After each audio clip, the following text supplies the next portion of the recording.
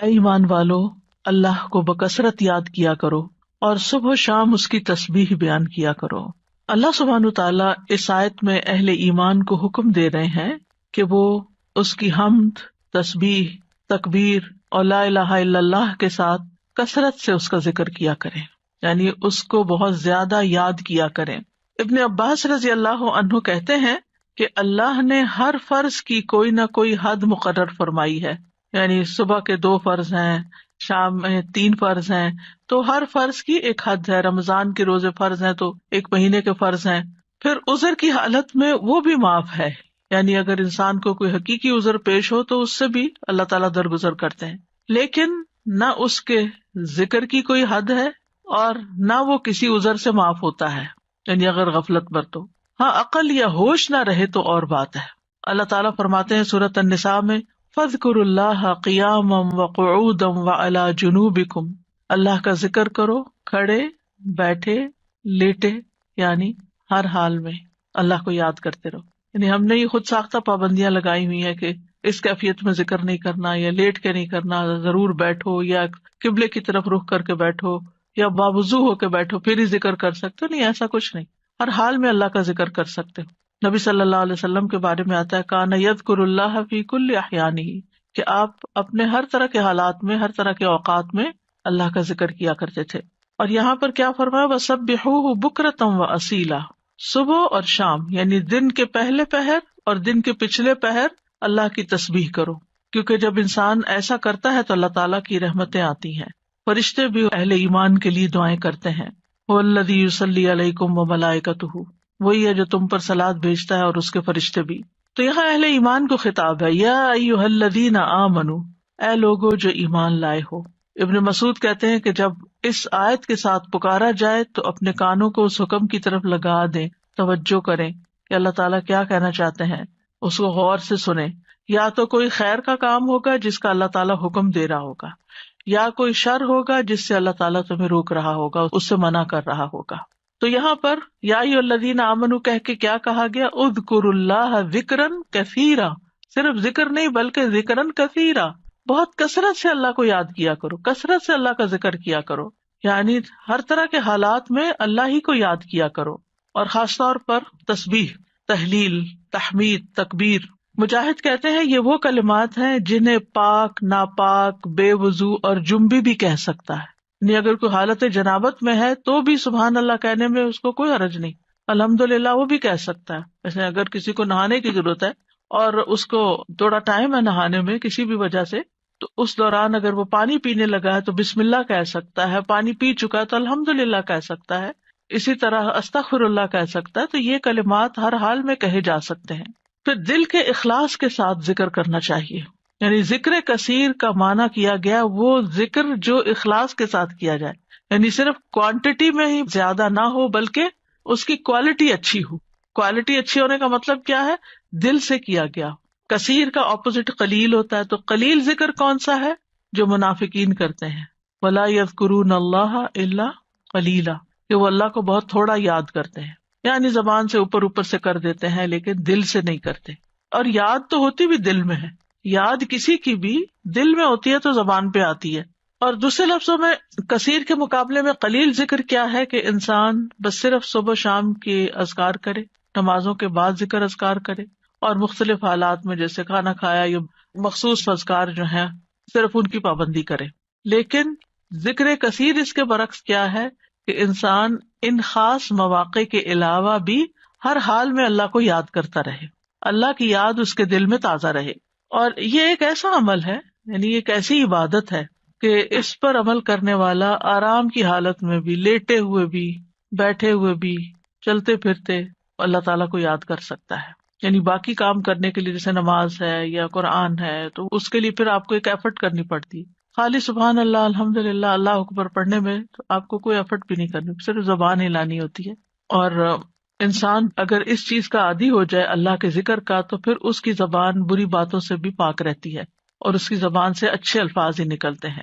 اور یہ جو ہم نے اپنے اوپر ایک ڈسپلن کے لیے پابندی لگائی تھی کہ کم از کم 100 دفعہ استغفار دن میں کرنی ہے، کم از کم 100 دفعہ سبحان اللہ پڑھنا، ٹھیک ہے، لیکن اس کا یہ مطلب نہیں کہ 100 دفعہ گنتی پوری ہوگی تو اب اس کے بعد کوئی پابندی لگ گئی یا آگے بس دروازہ بند ہے اور اس سے آگے نہیں جا سکتے. اتنا تو منیمم کریں ہی، یعنی اپنے آپ کو پابند کرے. کیونکہ جب انسان کسی بھی کام کے لیے اپنا ٹارگٹ سیٹ کر لیتا ہے نا کہ آج دن میں یہ کام میں نے اتنی دفعہ کرنا ہے یا فلاں اور فلاں کام، آپ کی ٹو ڈو لسٹ ہوتی ہے، تو آپ پھر اس کو چیک کرتے رہتے ہیں کہ ہاں یہ کام ہو گئے. اور اگر آپ نے کوئی ٹارگٹ نہیں سیٹ کیا ہوا، ہاں میں کروں گی، تو پھر وہ کام نہیں ہو پاتا. تو اس لیے انسان کو اپنے لیے ٹارگٹ رکھنے چاہیے جتنے بھی آسانی سے رکھ سکے، 100 دفعہ 200 دفعہ کچھ بھی، لیکن اس کے علاوہ بھی کھلا بھی ضرور پڑھنا چاہیے، اور یہاں اسی کی طرف توجہ دلائی گئی ہے. امام ابو عمر ابن الصلاح سے پوچھا گیا کہ ذکر کی وہ کتنی مقدار ہے جس کو کرنے کے بعد انسان ان لوگوں میں شامل ہو جائے جو کثرت سے اللہ کا ذکر کرنے والے ہیں. قرآن مجید میں آتا نا، والذاکرین اللہ کثیرا والذاکرات اعد اللہ لہم مغفرۃ واجرا عظیما، کہ جو بہت زیادہ اللہ کا ذکر کثرت سے کرتے ہیں، مرد ہیں عورتیں ہیں، اللہ نے ان کے لیے بہت بڑا اجر تیار کر رکھا ہے اور بخشش عطا کرے گا اس کو. یعنی وہ پھر کیا ہے، یعنی کتنا کرے کہ ہم ایسے خوش قسمت لوگوں میں شامل ہو جائیں. انہوں نے کہا کہ اگر وہ نبی صلی اللہ علیہ وسلم سے ثابت شدہ اذکار پر ہمیشگی کرتا ہے، ثابت شدہ یعنی جو پروون ہے، سنت میں موجود ہے، تو وہ ان لوگوں میں شمار ہوگا جو مرد اور عورتیں اللہ کا کثرت سے ذکر کرتے ہیں. وَسَبِّحُوهُ بُكْرَةً وَأَصِيلًا، اور اس کی تسبیح بیان کرو صبح اور شام. تسبیح کا مطلب ہے اللہ تعالیٰ کی ذات کو ان تمام صفات اور افعال سے پاک بیان کرنا جو اس کے لیے جائز نہیں، یعنی اللہ کو ہر عیب سے پاک بیان کرنا. اب دیکھیے کہ شیطان جو ہے نا وہ انسان کا دشمن ہے، اور شیطان انسان کے دل میں اللہ تعالیٰ کے بارے میں کوئی نہ کوئی بدگمانی ڈال دیتا ہے، کوئی نہ کوئی ایسے خیالات ڈال دیتا ہے کہ جو انسان کی عقل نہیں بھی مانتی اور اس کو پسند نہیں بھی آتے، لیکن وہ خیال گزر جاتے ہیں، آتے ہیں اور چلے جاتے ہیں، جن کو وسوسے کہا جاتا ہے. اور اس کا شکار ہر انسان ہوتا ہے کسی نہ کسی درجے پر. سورۃ قاف میں اللہ تعالیٰ فرماتے ہیں وَنَعْلَمُ مَا تُوَسْوِسُ بِهِ نَفْسُهُ، اور ہم جانتے ہیں جو اس کا نفس اس کو وسوسے ڈالتا ہے. انسان کے اندر جو اندر سے اٹھتے ہیں یا شیطان کی ڈالی ہوئی نجاست ہوتی. اب اس کا توڑ کیا ہو؟ کیا اب انسان پریشان ہو کے بیٹھا رہے؟ کچھ لوگ بے حد پریشان رہتے ہیں کہ ہمیں وسوسے آتے ہیں. وسوسے ہر ایک کو آتے ہیں، لیکن ان کا پیچھا نہیں کرنا چاہیے اور ان کو جھٹک دینا چاہیے. جیسے آپ کہیں سے گزر رہے، آپ کے کپڑوں پہ گرد و غبار پڑ گیا تو آپ کیا کرتے ہیں؟ جھٹک دیتے ہیں. بس وسوسوں کو جھٹکتے چلے جائیں، ان کو ٹھہرنے نہ دیں. دوسرا یہ ہے کہ اللہ سبحانہ تعالیٰ کی تسبیح بیان کریں کہ اللہ تعالیٰ یہ جو برے خیالات آتے ہیں آپ ان سب سے پاک ہیں. تو تسبیح اس کا علاج ہے، تسبیح اس کا اینٹیڈوٹ ہے. اور پھر خاص طور پر بکرتم و اصیلا، پہلے پہر اور پچھلے پہر، دن کے ابتدائی حصے میں اور دن کے پچھلے حصے میں. بکرا کا لفظ جو ہے یعنی عام طور پر علماء اس کو سورج نکلنے تک کے وقت کو بکرا کہتے ہیں، اس کو یوں ڈیفائن کیا گیا. اور اصیلا جو ہے عصر اور مغرب کا درمیانی وقت ہے، یعنی قبل طلوع الشمس و قبل غروبها، سورج نکلنے سے پہلے اور سورج غروب ہونے سے پہلے کا وقت جو ہے یہ اذکار کا وقت ہے. اور سبحوہ میں بعض علماء نے سبحہ کا مطلب یہاں نماز فجر اور نماز عصر بھی لیا ہے.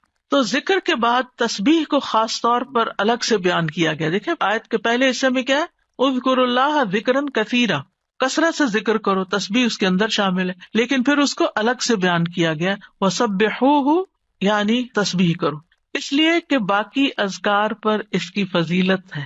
یعنی تسبیح کی خاص فضیلت ہے. یعنی کچھ ذکر ہوتے ہیں نا کہ جس میں انسان اللہ تعالیٰ کو یاد کرتا ہے، اللہ تعالیٰ کی بڑائی بیان کرتا ہے، اللہ تعالیٰ کی تعریف بیان کرتا ہے، وہ بھی بہت اچھی بات ہے. اور کچھ ذکر ایسے ہیں کہ جن میں انسان اللہ تعالیٰ کو ہر عیب سے پاک قرار دیتا ہے. تو تعریف مکمل ہی نہیں ہوتی، ذکر مکمل ہی نہیں ہوتا جب تک آپ تسبیح نہ کریں. تو تسبیح اس کا ایک لازمی حصہ ہے.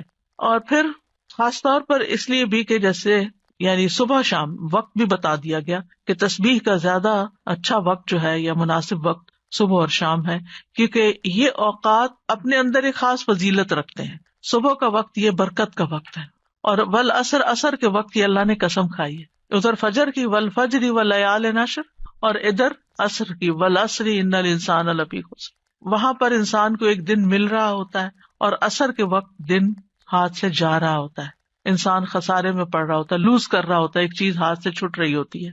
تو جس وقت کوئی نعمت مل رہی ہے اس وقت بھی اللہ کو یاد کرو، جس وقت کوئی نعمت جا رہی ہے اس وقت بھی خاص طور پر اللہ کو یاد کرو.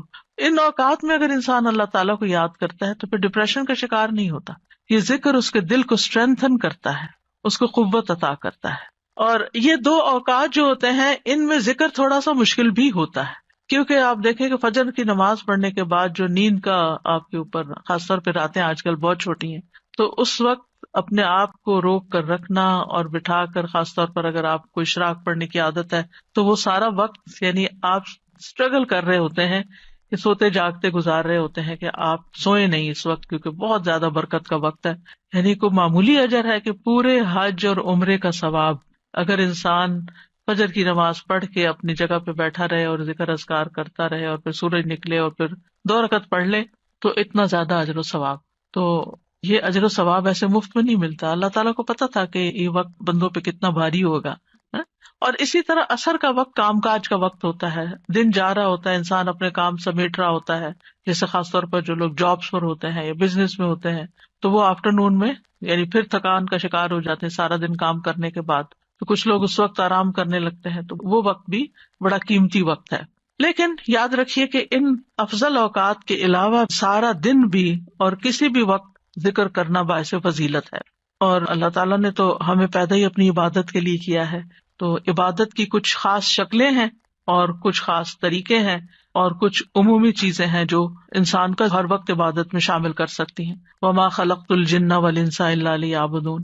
امام نووی کہتے ہیں کہ اس آیت سے پتہ چلا کہ بندے کی افضل حالت وہ ہے جب وہ اپنے رب کا ذکر کر رہا ہوتا ہے اور وہ ان اذکار میں مصروف ہوتا ہے جو رسول اللہ صلی اللہ علیہ وسلم سے وارد ہوئے، یعنی جو آپ نے بتائے ہیں یا آپ نے کیے ہیں. اور اس طرح انسان اپنی زندگی کا مقصد پورا کر رہا ہوتا ہے. اس کے علاوہ ہم دیکھتے ہیں کہ تمام مخلوقات اللہ کا ذکر کرتی ہیں. تسبح لہ السماوات السبع، 7 آسمان اللہ کی تسبیح بیان کرتے ہیں. کبھی ہمیں خیال نہیں آیا آسمان کی طرف دیکھتے ہوئے کہ یہ تسبیح کر رہا ہے، اور یہ نہیں 7 کے 7 کر رہے ہیں. والارض، یہ زمین جس پہ ہم چلتے ہیں، جس پہ ہم چیزیں اگاتے ہیں اور جس پہ گھر بناتے ہیں، یہ زمین بھی اللہ کی تسبیح بیان کرتی ہے.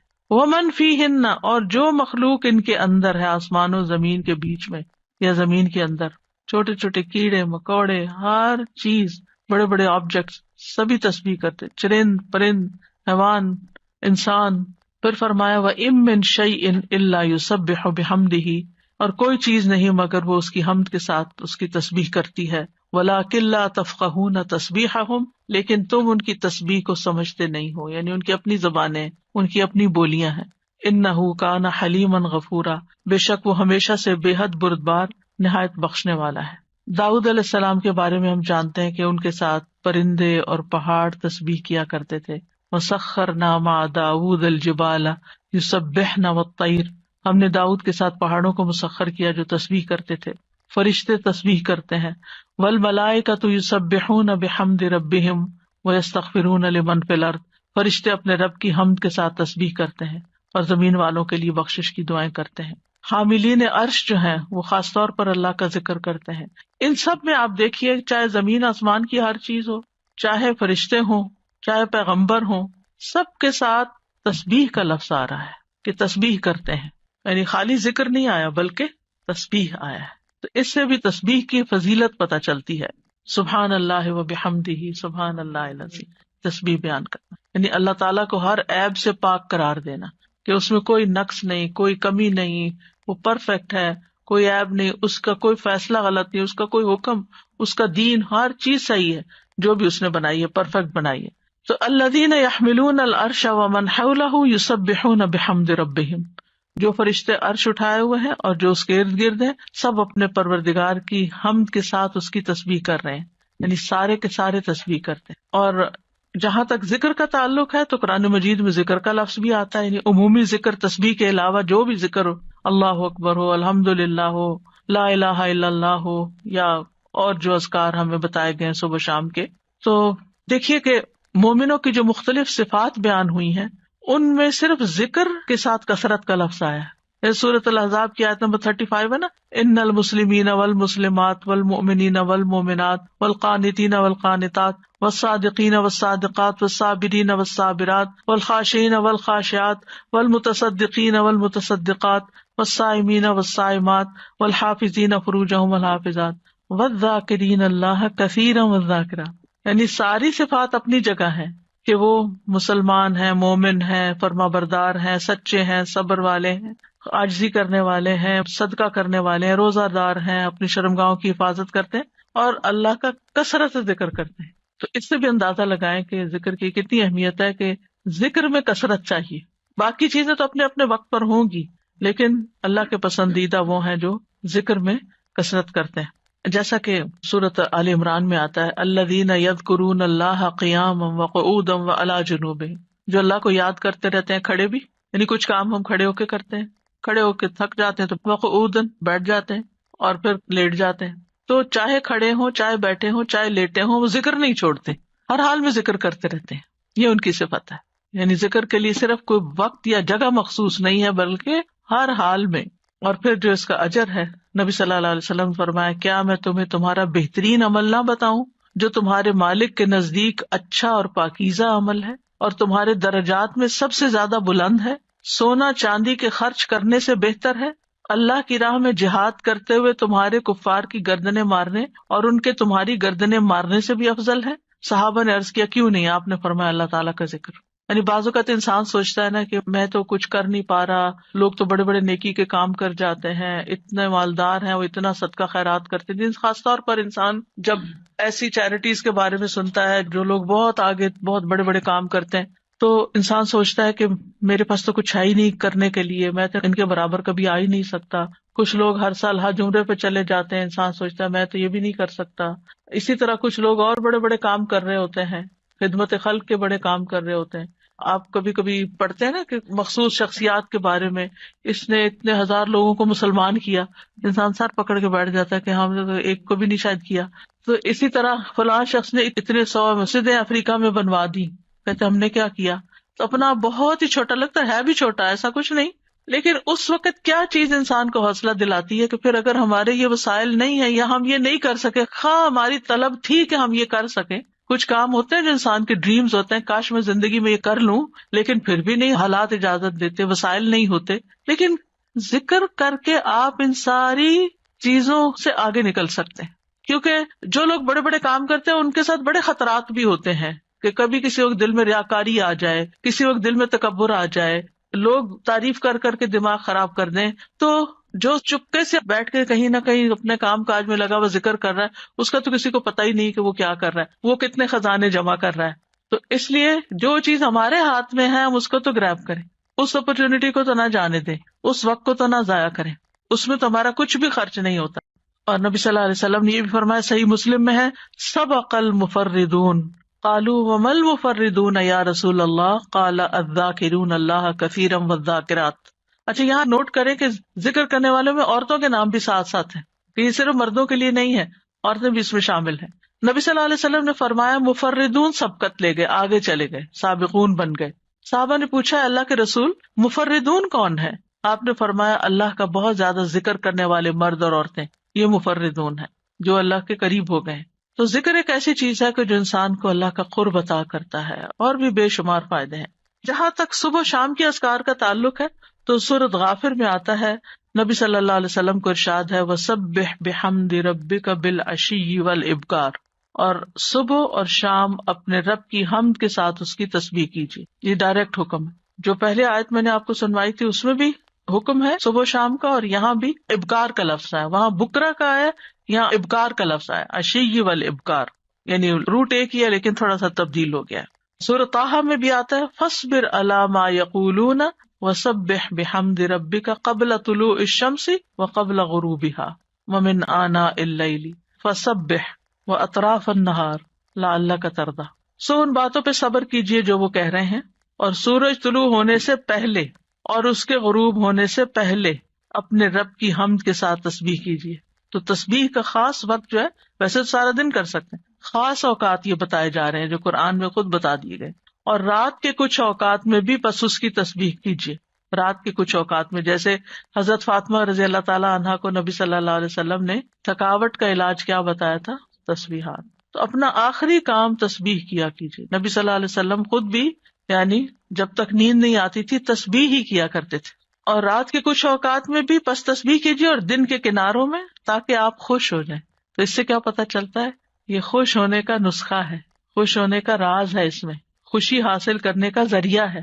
یعنی اگر آپ چاہتے ہیں کہ آپ کا دل مطمئن ہو، خوش ہو، تو آپ کو ان اوقات میں لازماً تسبیح کرنی چاہیے. اور جو ان اوقات میں تسبیح نہیں کرتے وہ غافلین میں شمار ہوتے ہیں، کیونکہ اللہ تعالیٰ فرماتے ہیں وَاذْكُر رَبَّكَ فِي نَفْسِكَ تَضَرُّعًا وَخِيفَةً وَدُونَ الْجَهْرِ مِنَ الْقَوْلِ بِالْغُدُوِّ وَالْآصَالِ وَلَا تَكُن مِّنَ الْغَافِلِينَ. اور اپنے رب کا ذکر کیجیے اپنے دل میں عاجزی اور خوف سے، بغیر بلند آواز کیے، چپکے چپکے، دل ہی دل میں، صبح اور شام کے وقت، اور آپ غافلوں میں سے نہ ہونا. یعنی جو ان اوقات میں تسبیح نہیں کرتے، ذکر نہیں کرتے، وہ غافل شمار ہوتے ہیں. اور خاص طور پر اس وقت میں جو تھوڑا سا بھی ذکر کیا جاتا ہے اس کا اجر بہت زیادہ ہے. رسول اللہ صلی اللہ علیہ وسلم نے فرمایا جو لوگ نماز فجر سے سورج نکلنے تک اللہ کا ذکر کریں، مجھے ان کے ساتھ بیٹھے رہنا زیادہ پسند ہے. کیونککہ نبی صلی اللہ علیہ وسلم کو حکم دیا گیا تھا نا، وَاصْبِرْ نَفْسَكَ مَعَ الَّذِينَ يَدْعُونَ رَبَّهُمْ بِالْغَدَاةِ وَالْعَشِيِّ يُرِيدُونَ وَجْهَهُ. آپ ان لوگوں کے ساتھ رہیے، ان کے ساتھ بیٹھیے جو اپنے رب کو صبح شام پکارتے ہیں اور ان سے اپنی نگاہیں نہ پھیریے. تو آپ نے فرمایا مجھے ان کے ساتھ بیٹھے رہنا زیادہ پسند ہے بنسبت اس کے کہ میں اولاد اسماعیل سے 4 غلام آزاد کروں. ایک وہ نیکی ہے اور ایک ایسے لوگوں کی کمپنی میں بیٹھنا جو اس وقت اللہ کا ذکر کرتے ہیں، اور میں ایسے لوگوں کے ساتھ بیٹھا رہوں جو نماز عصر سے سورج غروب ہونے تک اللہ کا ذکر کرے. یہ زیادہ پسندیدہ ہے اس سے کہ 4 غلام آزاد کروں. تو نماز عصر کے بعد کا وقت بھی صرف جمعے کا دن نہیں، کیونکہ ہم عام طور پر جمعے کے دن پھر بھی تھوڑا سا بہتر کر لیتے ہیں، لیکن عام دنوں میں ہم اس وقت کو دھیان نہیں کرتے. ٹھیک ہے، اگر اس وقت میں آپ کے کچھ مخصوص کام ہے گھر کے یا واک کا وقت ہے یا کوئی بھی، تو اس وقت کی برکت کی وجہ سے کہ یہ ذکر کا خاص وقت ہے. اور آپ نے یہ بھی دیکھا ہوگا کہ پرندے بھی صبح کے وقت سورج نکلنے تک چہچہا رہے ہوتے ہیں، اور پھر اس کے بعد جب چڑیا اپنے گھونسلوں کو جاتی ہیں اور جو ہی سورج غروب ہو جاتا ہے تو خاموشی سے سونے لگتی ہیں. تو یہ اوقات بھی یعنی ایک نیچرل تسبیح کے اوقات ہیں. اور ابھی آگے بھی وہ ذکر آئے گا، تسبیح آئے گی جو آپ نے حضرت جویریہ رضی اللہ تعالیٰ عنہا کو سکھائی تھی، وہ بھی انہی اوقات میں پڑھنے کی تسبیح ہے. اور صبح کے وقت ذکر کرنے سے شیطان کی گرہیں کھل جاتی ہیں انسان سے. جب انسان صبح کے وقت اٹھتا ہے اور پھر وضو کرتا ہے، نماز پڑھ لیتا ہے، ذکر کر لیتا ہے، تو حشاش بشاش خوش مزاج ہوتا ہے، ورنہ سستی ہوتی ہے اس کو. پھر اسی طرح یہ ہے، رسول اللہ صلی اللہ علیہ وسلم نے فرمایا بنی آدم کے ہر انسان کو 360 جوڑوں پر پیدا کیا گیا ہے، اس کے جسم میں 360 جوڑ لگے ہوئے ہیں. بس جو شخص اللہ اکبر، الحمد للہ، لا الہ الا اللہ، سبحان اللہ، استغفر اللہ کہے، لوگوں کے راستے سے پتھر یا کانٹا یا ہڈی ہٹا دے، یا نیکی کا حکم دے یا برائی سے روکے، تو یہ اس کے 360 جوڑوں کے شمار کے برابر ہے. اور وہ اس دن جب شام کرے گا تو اپنے نفس کو جہنم کی آگ سے دور کر لے گا. یعنی جو اپنے جوڑوں کا صدقہ روزانہ نکال لیتا ہے، اور یہاں مالی صدقے کے بارے میں بات نہیں ہو رہی، یہاں اذکار کی بات ہو رہی ہے خاص طور پر، یا کچھ کام ہے جس سے دوسروں کی تکلیف ہٹانا مقصود ہے، تو انسان اپنے آپ کو جہنم کی آگ سے آزاد کر لیتا ہے. ابن عثیمین کہتے ہیں کہ صبح و شام کی اذکار اپنے پڑھنے والوں کے لیے اس قدر وسیع، عظیم فوائد اور برکات پر مشتمل ہے کہ ان کا احاطہ نہیں کیا جا سکتا، ان کو بیان نہیں کیا جا سکتا. ان میں سے کچھ فائدے جیسے دل اور روح کی غذا ہیں ان اوقات کے اذکار. انسان کے دل کو سکینت ایک نصیب ہوتی ہے، ٹھہر جاتا ہے دل، ایک راحت محسوس ہوتی ہے، ایک مسرت محسوس ہوتی ہے. پھر اسی طرح دنیا اور آخرت میں امن اور سلامتی کا ذریعہ ہے. دنیا اور آخرت میں سلامتی کا ذریعہ ہے، کیونکہ پروٹیکشن کی دعائیں ہیں، اس میں حفاظت کی دعائیں ہیں. پھر خیر و برکات کے دروازے کھولنے کا سبب ہے. پھر چوتھی چیز ہے اجر و ثواب کے حصول کا ذریعہ ہے، یعنی بہت زیادہ اجر و ثواب ہے ان اوقات میں اذکار کا. پھر پانچویں چیز ہے شر کے واقع ہونے سے پہلے، یعنی کسی تکلیف کے آنے سے پہلے اور واقع ہونے کے بعد اسے ہٹانے کا ذریعہ ہے. ویسے بھی نبی صلی اللہ علیہ وسلم نے فرمایا نا، دعا اس مصیبت میں بھی فائدہ دیتی ہے جو واقع ہو چکی ہے، اور اس میں بھی فائدہ دیتی ہے جو ابھی واقع نہیں ہوئی، جو ابھی مصیبت نہیں آئی. اے اللہ کے بندو دعا کو لازم کر لو. تو یہ صبح شام کی دعائیں ہی ہیں ایک طرح سے ان میں زیادہ تر. پھر ان اذکار میں انسان اللہ کی نعمتوں اور مہربانیوں کا اعتراف کرتا ہے، یعنی صبح شام کے اذکار جو ہے یہ اللہ کی پے در پے نعمتوں کا اعتراف ہے. جیسے سید الاستغفار میں کہتا ہے نا، ابو لک بنعمتک علیہ، کہ اللہ جو تیری نعمتیں مجھ پر ہیں میں ان کا اقرار کرتا ہوں، اکنالج کرتا ہوں. اللہ تعالیٰ کی مہربانیوں اور اس کے احسان پر اس کا شکر ادا کرنا ہے. پھر ساتویں چیز یہ ہے کہ رب کے سامنے فقر اور عاجزی کا اظہار ہے کہ میں تجھ سے بے نیاز نہیں ہوں، تیری ہی پروٹیکشن چاہتا ہوں، تیری طرف رجوع کرتا ہوں. پھر آٹھویں چیز یہ ہے کہ یہ بندے کی اصلاح کے اسباب میں سے ہے، اور خاص طور پر دل کی اصلاح. اور دل کی اصلاح ہو نہیں سکتی جب تک دل میں اللہ کی محبت یا اللہ کے لیے محبت اور اللہ کی تعظیم اور اللہ کی بڑائی اور اللہ تعالیٰ کے پاورفل ہونے اور اس کے سارے جو اسماء و صفات ہیں ان پر یقین نہ ہو. اس وقت تک اللہ کی بڑائی دل میں نہیں آتی. ابن عباس کہتے ہیں کہ جو شخص صبح شام کے اذکار پر حفاظت کرے، سچائی، ایمان اور اللہ پر بھروسہ اور اعتماد کرتے ہوئے یہ اذکار کرے، اور یہ دعائیں جن معنی پر دلالت کرتی ہوں ان کے لیے انسان کا سینہ کھلا ہوا ہو، تو یہ سے جادو اور دیگر مصیبتوں کے واقع ہونے سے پہلے ان کے شر سے بچانے کا سب سے بڑا سبب ہے، اور تکلیف واقع ہو جائے تو ان کو ہٹانے کا بھی سب سے بڑا سبب ہے. یعنی ان کو چھوڑنا نہیں چاہیے، کیونکہ بعض اوقات کوئی تقدیر نافذ ہونی ہوتی ہے تو انسان بھول ہی جاتا ہے یا سویا ہی رہ جاتا ہے یا کوئی بھی وجہ بن جاتی ہے اور انسان غافل ہو جاتا ہے اور اتنے میں وہ واقع ہو جاتی. ابن قیم کہتے ہیں کہ دعائیں اور تعوذات ہتھیار کی طرح ہیں، ہتھیار ہیں. ہتھیار مارنے والے کی قابلیت اور صلاحیت کے مطابق اثر کرتا ہے، صرف تیز دھار کے ساتھ نہیں. یعنی آپ کے پاس کیسی بھی سورڈ ہو، آپ کے پاس کیسی بھی گن ہو، لیکن اگر آپ کو چلانی نہیں آتی تو فائدہ نہیں ہے. جب ہتھیار کامل ہو اور اس میں عیب نہ ہو اور وہ بازو طاقتور ہو جو ہتھیار چلاتا ہے اور رکاوٹ نہ پائی جاتی ہو، تو اس ہتھیار کے ساتھ دشمن کے لیے تاثیر واقع ہوگی اور وہ دشمن کو بھگا دے گا، زخمی کر دے گا. اگر ان چیزوں میں سے کسی میں کوئی کمی ہو جائے تو تاثیر بھی کم ہو جائے گی. کون کون سی چیزیں؟ ہتھیار بھی اچھا، عیب بھی نہ ہو اور چلانا بھی صحیح آتا ہو. آپ نے عام طور پہ سنا ہوگا لوگ کہتے ہیں کہ ہم خود نہیں رقیہ کر سکتے، کسی راقی کے پاس جانے کی کیا ضرورت ہے. ہم بھی کر سکتے ہیں، بھی ضرور کرو، کسی نے منع تو نہیں کیا. لیکن بعض اوقات جو راقی ہوتے ہیں نا، ان کا جو یقین ہوتا ہے، ان کا جو انداز ہوتا ہے، ان کی جو آواز ہوتی ہے، اس کا اثر ہی کچھ اور ہوتا ہے. چلے رقیے کو آپ چھوڑیں، عام جو زبان میں بات کرتے ہیں، مثلا ایک شخص کہتا ہے ادھر آؤ، بچے کو کہتے ہیں ادھر آؤ، وہ سنتا ہی نہیں، تو اس کہتا ہے ادھر آؤ، تو وہ ڈر کے مارے آ جاتا ہے. کہنے والے کے کہنے میں بڑا فرق بھی ہوتا ہے اور اس کا اثر بھی فرق ہوتا ہے. کچھ لوگوں کی بات لوگ آسانی سے مان جاتے ہیں اور کچھ کی تو بالکل نہیں مانتے. ہم سب جانتے ہیں، گھر میں بھی عام طور پہ دیکھا گیا کہ ماں کی بات کا اثر اور ہوتا ہے، باپ کی بات کا کچھ اور ہوتا ہے، کبھی وائس ورسا بھی ہوتا ہے. لیکن یہ ہے کہ فرق ہے ایک بندے کے ذکر کرنے اور پڑھنے اور جن بھوت کو بگانے اور دوسرے بندے کے بگانے میں. جو خود ہی جنوں بھوتوں سے ڈرتا ہو وہ بگائے گا کہاں سے؟ تو جو ایسا کام کرنے والے ہوتے ہیں نا، اللہ نے ان کو خاص صلاحیتیں دی ہوتی ہیں اور خاص ٹیکنیکس بھی دی ہوتی ہیں اور سجھائی ہوتی ہیں، ان کے دل میں ڈالی ہوتی ہیں.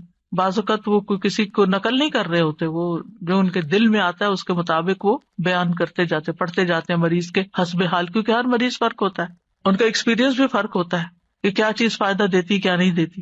جب تک آپ کے ہتھیار صحیح نہ ہو نا، یعنی کہ آپ کے پاس اسکل نہ ہو اور آپ کو دل مضبوط نہ ہو، بہادری نہ ہو. استاذہ جی جیسے نا بچے آج کل نئی ٹیکنیک سے کوئی بھی ہو تو کہیں گے آپ کو تو یوز کرنا نہیں آتا، آپ کو متاثر کرتے ہیں نا آپ کو، یعنی کہ امپریس کرتے ہیں، اور پھر جب آپ کو وہ چیز یوز کرنے آ جاتی تو آپ خود حاوی ہو جاتے. اور اسی طرح ہی جب آپ کو پتا ہوتا ہے کہ آپ نے ہتھیار کیسے یوز کرنا ہے تو پھر آپ کی پاورز اور قسم کی ہوتی ہیں، اور یہی وہ طاقت اور وہ پاور ہے جس سے آپ نا شیطان کو بھگا سکتے ہیں. اور میں کہتی ہوں نا حضرت عمر رضی اللہ تعالیٰ سے کیوں شیطان ڈرتا تھا، ان کے اندر وہ پاورز تھیں. بالکل سبحان اللہ.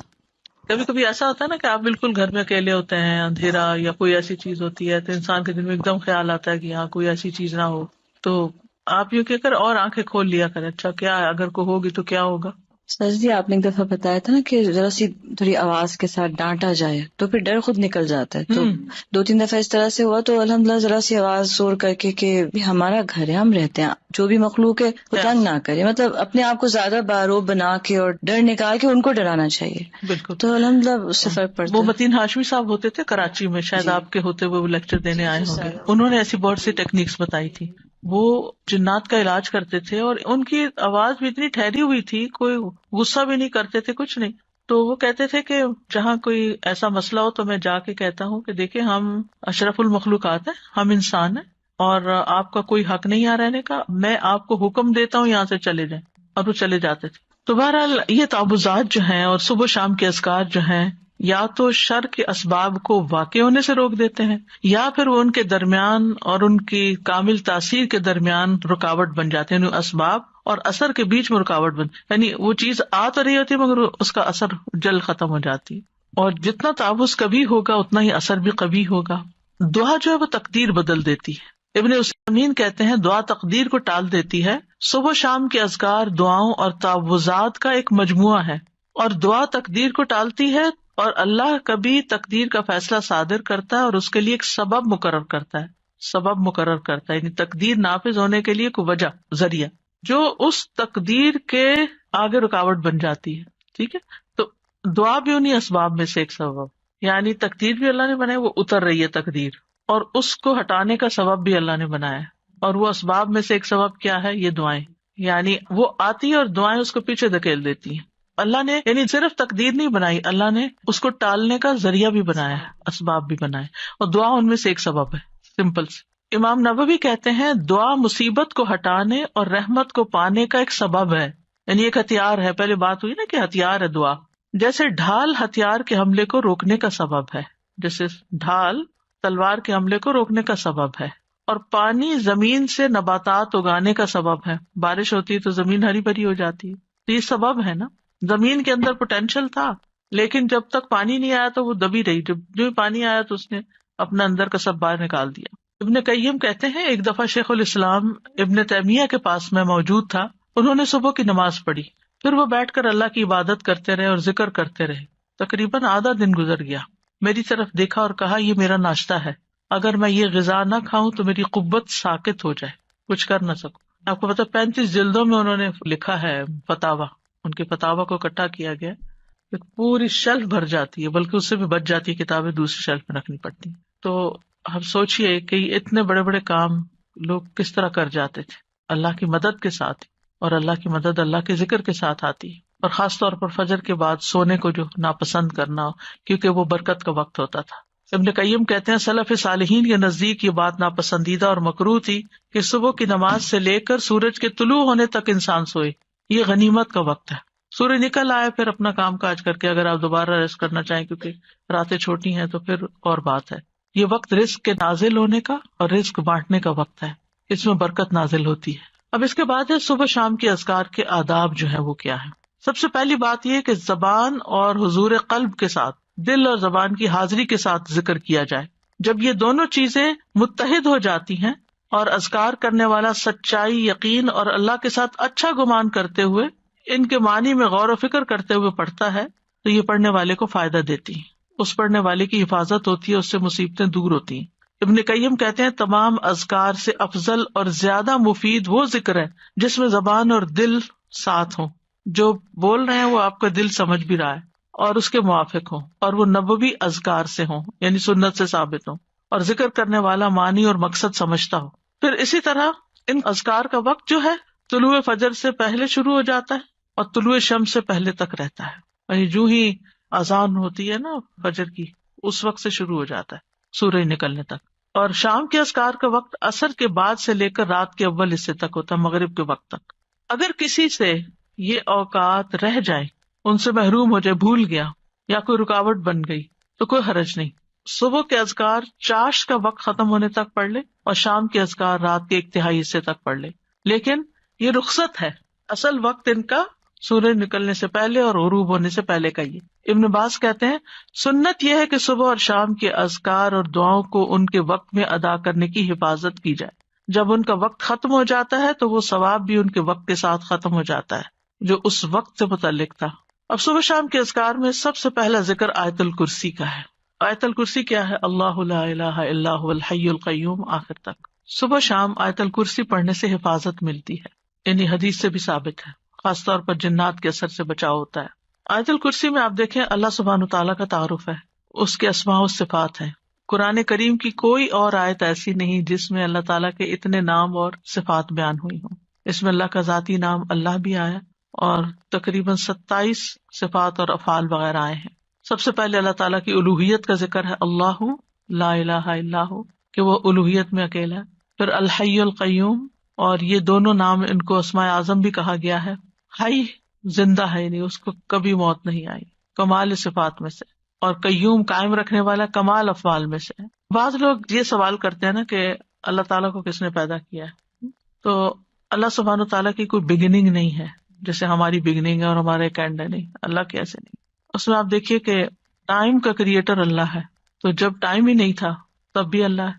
یہ مہینے اور سال کس نے بنائے، اور ان کی نشاندہی کس سے ہوتی؟ سورج سے. ایک وقت تھا کہ سورج نہیں تھا، دن اور رات نہیں تھے، مہینے اور سال نہیں تھے، اللہ تعالیٰ اس وقت بھی موجود تھا. هو الاول، وہی اول ہے، والآخر والظاہر والباطن. اس لیے اللہ سبحانہ وتعالیٰ کو پہچاننا ضروری ہے، اس کو جاننا ضروری ہے، اور اس پہچان اور جان کے ساتھ اگر آپ پھر ذکر کرتے ہیں تو اس کا اثر ہی کچھ اور ہوتا ہے. آیت الکرسی بہت پاورفل آیت ہے. اس کے پاور کی وجہ کیا ہے؟ اس میں اللہ تعالیٰ کے نام اور صفات بیان ہوئے. لا تأخذہ سنۃ ولا نوم، نہ اس کو نیند آتی ہے نہ اونگ آتی، ہلکی نیند بھی نہیں آتی، گہری نیند آتی ہی نہیں ہے. پھر ہر چیز کا مالک ہے، لہو ما فی السماوات و ما فی الارض، ہر چیز اسی کی ہے، ہر چیز اسی کے کنٹرول میں ہے. من ذا الذی یشفع عندہ الا باذنہ، کوئی اس کے ہاں سفارش بھی نہیں کر سکتا، اس کی جرات بھی نہیں کر سکتا مگر جس کو وہ خود اجازت دے. یعنی پورا کنٹرول، اقتدار سب اسی کا ہے.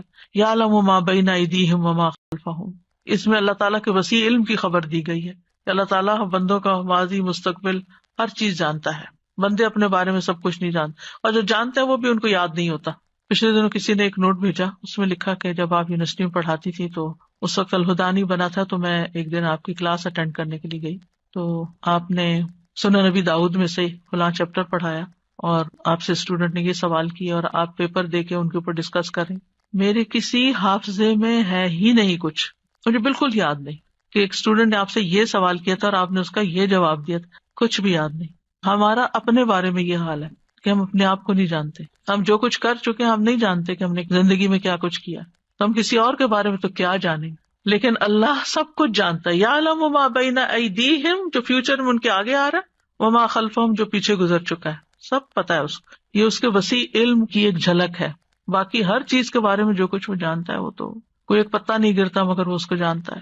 خشکی میں، سمندر میں، آسمانوں میں، زمین میں، کسی پتھر کے اندر ایک دانہ بھی چھپا ہوا تو مثقال ذرۃ فی السماء والارض ولا یحیطون بشیء من علمہ الا بما شاء، اور جو اس کا علم ہے اس میں سے کوئی اس کے علم کا احاطہ ہی نہیں کر سکتا مگر جتنا وہ چاہتا ہے. یعنی اس کے علم کا بہت تھوڑا حصہ انسانوں کو ملا. جیسے خضر اور موسیٰ علیہ السلام کے واقعے میں آتا ہے نا کہ وہ جب کشتی میں بیٹھے تو ایک چڑیا نے پانی کی چونچ میں لیا تھا کہ بندوں کا علم اللہ کے علم کے مقابلے میں ایسا ہی جیسے چڑیا کی چونچ میں پانی اس سمندر کے مقابلے. تو ساری مخلوق کا علم اتنا سا ہے، بس اس پر تو پھر ہم بھروسہ کرتے ہیں، اس علم کے اوپر ہم فخر کرتے ہیں، اور جو اللہ کا علم ہے اس کی طرف کبھی توجہ ہی نہیں کی. وسع کرسیہ السماوات والارض، اللہ کی عظمت کے ساتھ ساتھ اس کی مخلوقات کی عظمت کو بیان کیا گیا. یہاں کرسی جو اللہ کی مخلوقات میں سے ایک مخلوق ہے، وہ آسمان و زمین پہ چھائی ہوئی ہے، ہر چیز کو انکمپس کیے ہوئے. پھر جو اس کا بنانے والا ہے اس کی عظمت کیا ہوگی. اور کرسی جو ہے وہ رب تعالیٰ کے دونوں قدموں کی جگہ ہے. استاذ جی، مجھے خیال آ رہا تھا کہ اللہ سبحانہ تعالیٰ کے بارے میں، اللہ سبحانہ تعالیٰ کے بھیجے ہوئے علم سے استفادہ کرنا یہ کتنی زیادہ ایک آنرڈ چیز ہے. تو ہم خود بھی اس آنر کو آنر نہیں کرتے، کیونکہ آپ دیکھیں کہ کوئی سمر سے یا کوئی پچھلے سال